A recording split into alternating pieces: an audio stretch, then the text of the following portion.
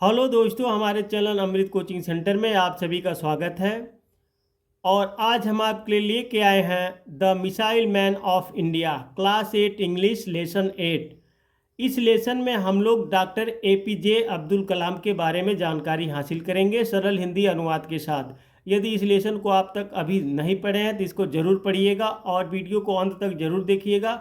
Doctor APJ Abdul कलाम के बारे में पूरी जानकारी इस वीडियो में बताएंगे।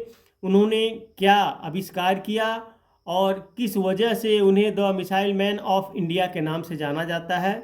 उन्होंने मिसाइल का आविष्कार कब किया था और उनका बचपन कैसा गुजरा और उनके माता पिता का क्या नाम था।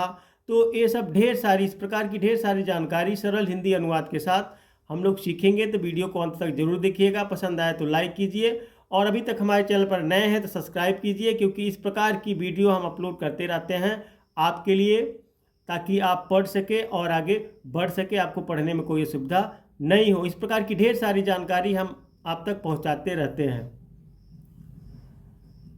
तो अबुल फ़कीर जैनुला अब्दीन अब्दुल कलाम, यानी उनका नाम जो था Abul Fakir Jainulabdeen Abdul Kalam, usually known as doctor APJ Abdul Kalam, जिन्हें डॉक्टर एपीजे अब्दुल कलाम के नाम से जाना जाता है। यानी उनका नाम है अबुल फ़कीर जैनुला अब्दीन अब्दुल कलाम, तो जिन्हें डॉक्टर एपीजे अब्दुल कलाम के नाम से जाना जाता है।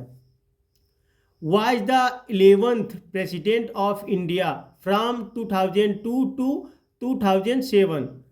भारत के 11वें राष्ट्रपति 2002 से जो 2007 तक थे, यानी यह भारत के राष्ट्रपति भी रह चुके हैं 2002 से 2007 तक।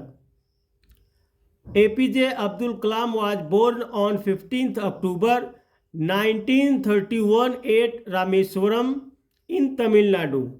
एपीजे अब्दुल कलाम का जन्म 15 अक्टूबर 1931 को तमिलनाडु के रामेश्वरम में हुआ था। यानी उनका जन्म, डॉक्टर एपीजे अब्दुल कलाम का जन्म 15 अक्टूबर 1931 को तमिलनाडु के रामेश्वरम में हुआ था।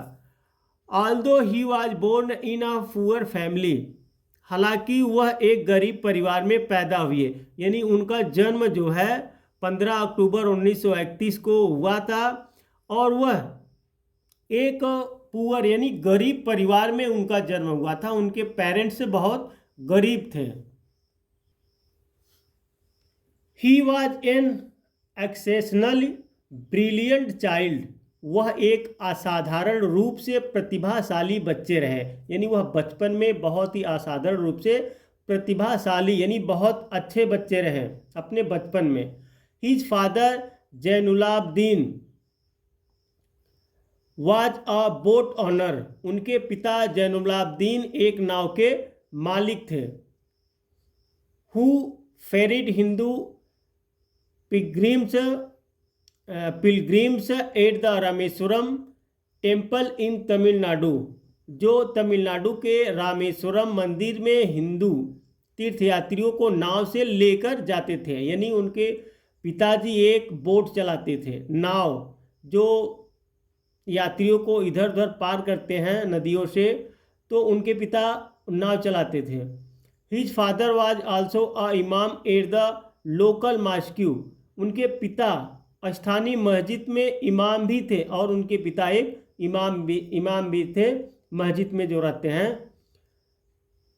And his mother Ashiamma was a housewife, और उनकी माता अशियम्मा एक गृहिणी थी। उनकी माता घर के काम करती थी। जो लोग घर के काम करते हैं, घर में रहते हैं, उन्हें गृहिणी कार्य में जाना जाता है।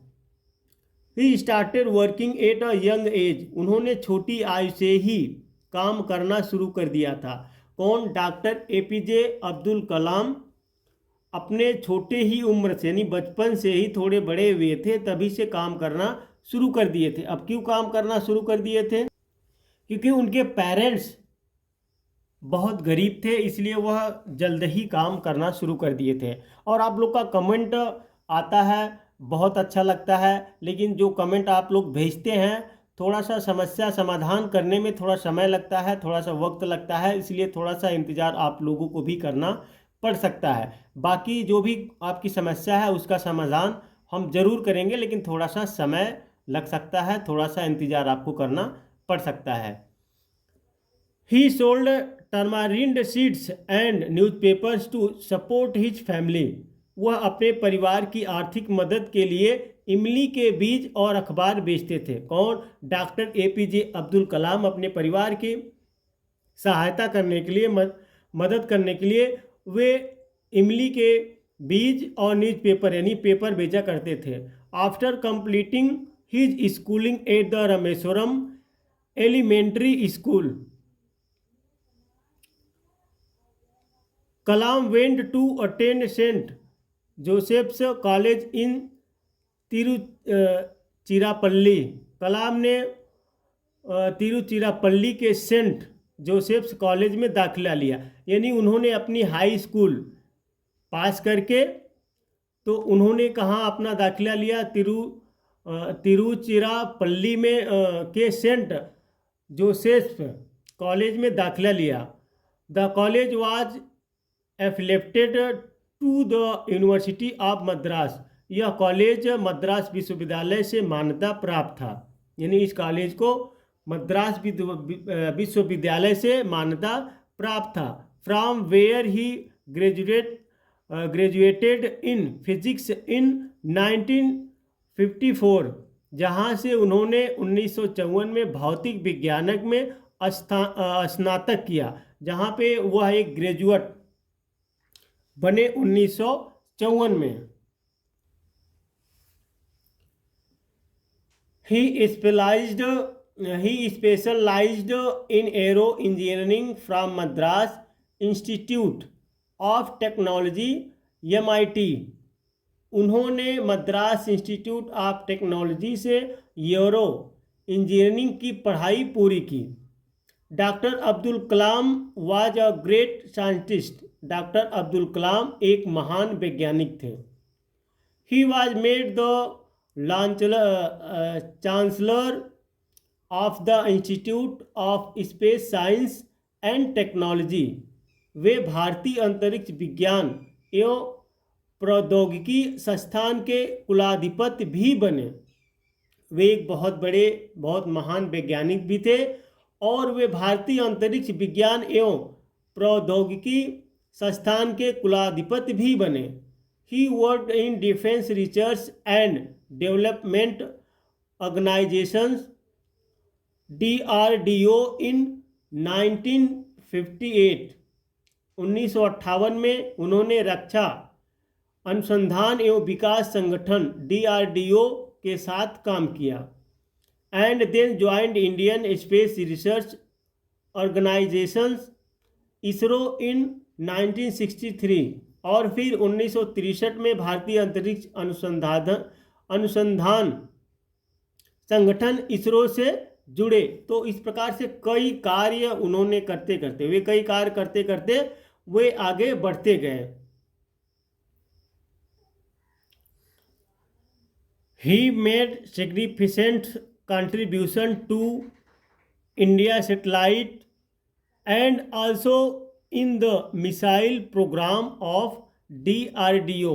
भारतीय उपग्रह बनाने और साथ ही DRDO के प्रक्षेपास्त्र कार्यक्रम में भी उनका महत्वपूर्ण योगदान रहा।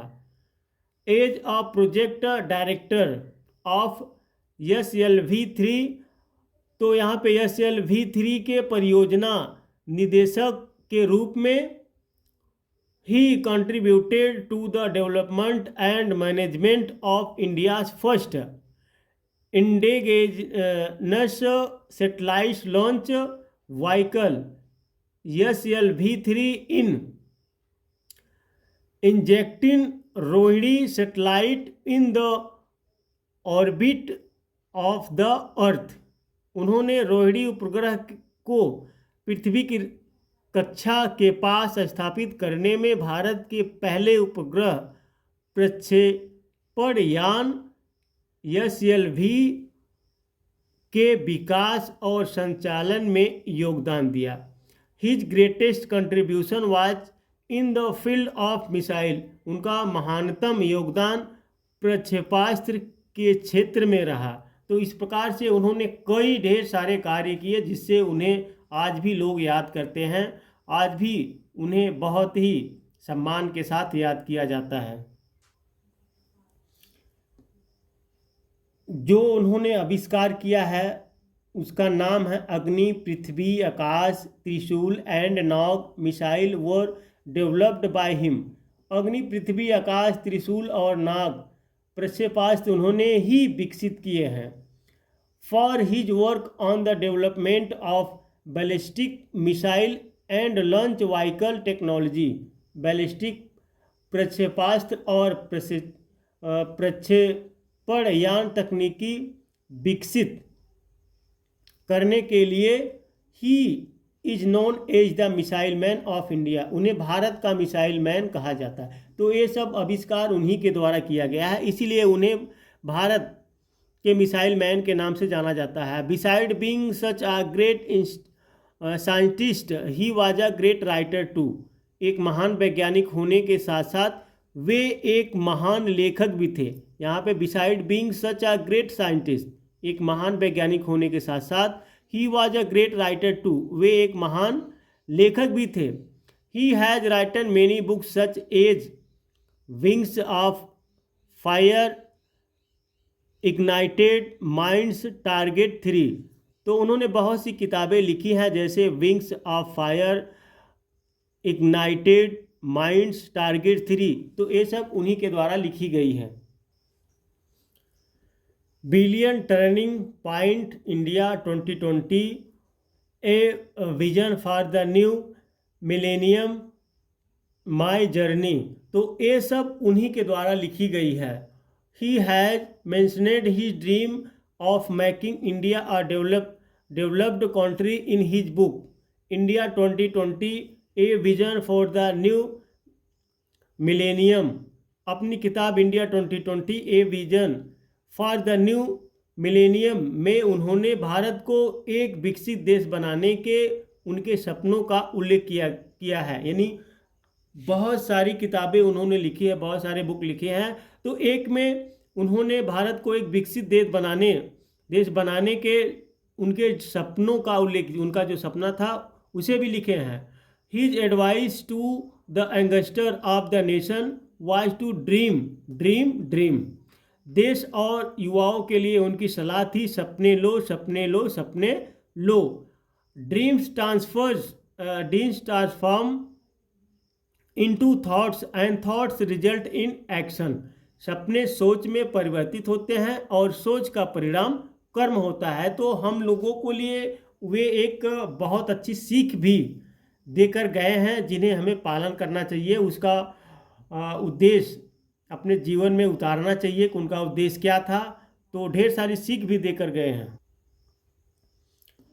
The government of India honoured him with Padma Bhushan 1981, Padma Vibhushan 1990, Bharat Ratna 1997, including Indira Gandhi award for national integration 1997। यानी भारत सरकार ने उन्हें पद्म भूषण 1981 में दिए, पद्म विभूषण 1990 में दिए, भारत रत्न और इंदिरा गांधी राष्ट्रीय एकता पुरस्कार 1997 से सम्मानित किया। इतने पुरस्कार उन्हें मिला है, इतने पुरस्कार जो भारत सरकार ने दिया, उनका सम्मान किया, क्योंकि उनके कार्य के ऊपर, कोई भी कार्य जब करता तभी उनको किसी को पुरस्कार मिलता है, उनका सम्मान होता है। तो इतने कार्य किए इसलिए उन्हें देखिए कितना सम्मान दिया गया है। Doctor Kalam passed away on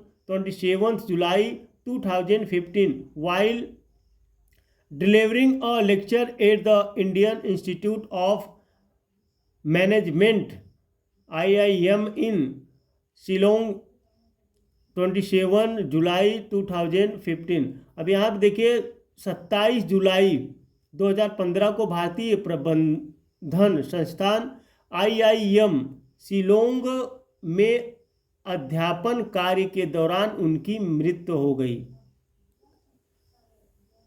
the whole world was shocked and saddened by the sudden and ultimately death of the simple, humble yet one of the greatest man of our times।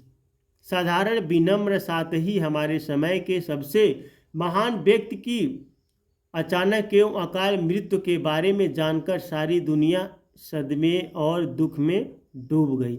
जैसे ही सभी को पता चला कि हमारे जो महान वैज्ञानिक डॉक्टर एपीजे अब्दुल कलाम हमारे बीच नहीं रहे, तो पूरी दुनिया को बहुत दुख हुआ और सभी दुख में डूब गए, सदमे में डूब गए। तो दोस्तों, आप लोगों ने डॉक्टर एपीजे अब्दुल कलाम के बारे में ढेर सारी जानकारी हासिल किए। तो उम्मीद करते हैं यह लेसन आपको बहुत ही अच्छी तरीके से समझ में आया होगा। नहीं आया तो फिर से दोबारा से एक बार पढ़िएगा, क्योंकि एक ही बार में समझ में नहीं आता है। तो पसंद आया तो लाइक कीजिएगा, और इस तरह की ढेर सारी वीडियो देखने के लिए हमारे चैनल को सब्सक्राइब कीजिए और हमारे चैनल पर बने रहिए। हम हर एक क्लास की इसी तरीके से सरल हिंदी अनुवाद के साथ पढ़ाकर आप तक भेजते रहेंगे।